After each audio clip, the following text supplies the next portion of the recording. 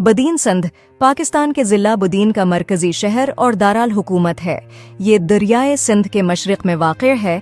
ये पाकिस्तान का 105वां बड़ा शहर है। बदीन को चीनी की पैदावार की वजह से अक्सर शुगर स्टेट कहा जाता है।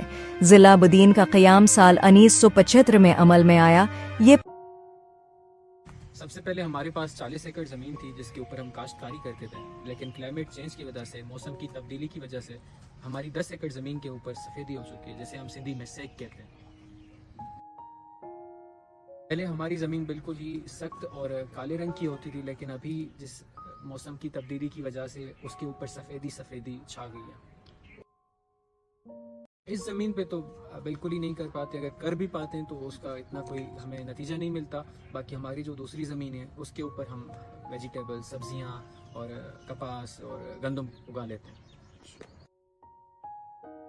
जो कुएं हमारी ज़मीन पे लगे हुए हैं, जिसको सेक वाली ज़मीन है, उसका पानी तो बिल्कुल खट्टा और ना पीने के लायक हो चुका है। जिस तरह समंदर का पानी नहीं होता, उस तरह का पानी हो गया।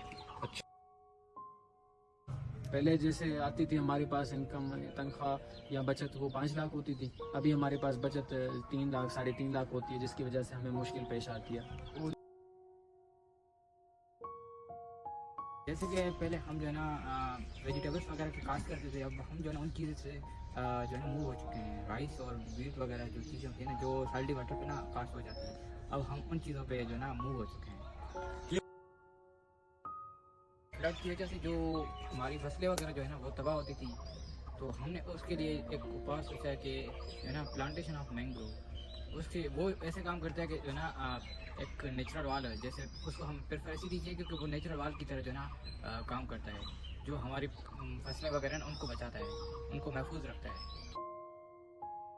अच्छा जी, आप सही कह रहे हैं कि इफेक्टिवनेस का ये सवाल सही बनता है। इफेक्टिवनेस जो है ना पहले हम अपने हिसाब से जो किया है हमने, वो मीन्स जो है ना सही है। जो हमसे हो सका था हमने किया है।